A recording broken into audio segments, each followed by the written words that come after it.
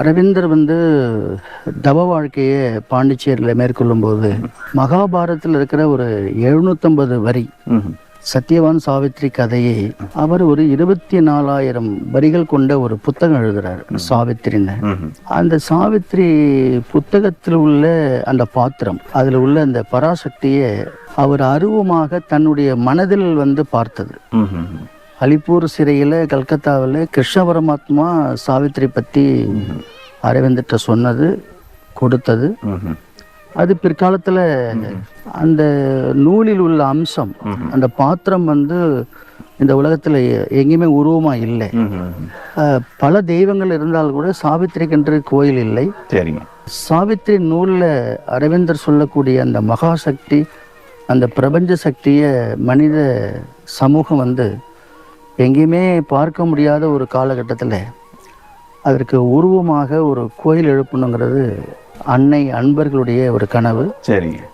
அந்த கனவை நனவாக்குறதுக்காக ஆயிரக்கணக்கான அன்னை பக்தர்கள் அவரவர்களுக்கு முடிந்த பங்கை இதில் கொடுத்தாங்க. இன்னைக்கு சாவித்திரிக்கு என்று ஒரு கோயில் மிக பிரம்மாண்டமாக கட்டப்பட்டிருக்கு. இந்த கோயிலோட மகிமை என்னங்கன்னா, வழக்கமான எல்லா கோயில் மாதிரி இல்லாமல் இங்கே வரக்கூடிய மக்களுக்கு முதல்ல ஒரு மன அமைதியை தரக்கூடிய நிச்சயமா கோயிலுங்கிறது உறுதி.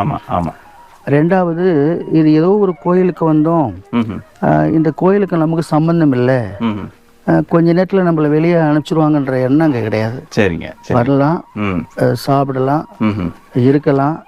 இவர் பேர் சத்யவான். இவர் பேர் சத்யவான். கரெக்ட் டைமுக்கு வந்துட்டாரு பாருங்க. சரிங்க சரிங்க. ஆனால் இந்த கோயிலில் நம்ம எவ்வளோ நேரம் வேணாலும் இருக்கலாம், சாப்பிடலாம், ரெஸ்ட் எடுக்கலாம்.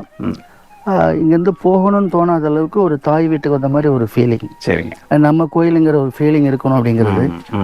கோயில்னாலே பொதுவாக ஒரு பல்வேறு வழிபாட்டு முறைகள் நம்முடைய ட்ரெடிஷனில் நிறையவே இருக்கு. சரி. ஆனால் அந்த ட்ரெடிஷனுக்கு பதிலாக இங்கே வந்தால் ஒரு மெடிடேஷன், செல்ஃப் ரியலைசேஷனுங்கிற ஒரு தன்னை உணரக்கூடிய, தன் தவறுகளை குறைகளை உணரக்கூடிய ஒரு வாய்ப்பாக இதை பயன்படுத்திக்கணும்னு நம்ம சொல்கிறோம். சரி. இந்த திருக்கோயிலை பற்றிய முழு விவரங்களை தெரிந்து கொள்ள எங்களுடைய கோ டெம்பிள் யூடியூப் சேனலில் பாருங்கள்.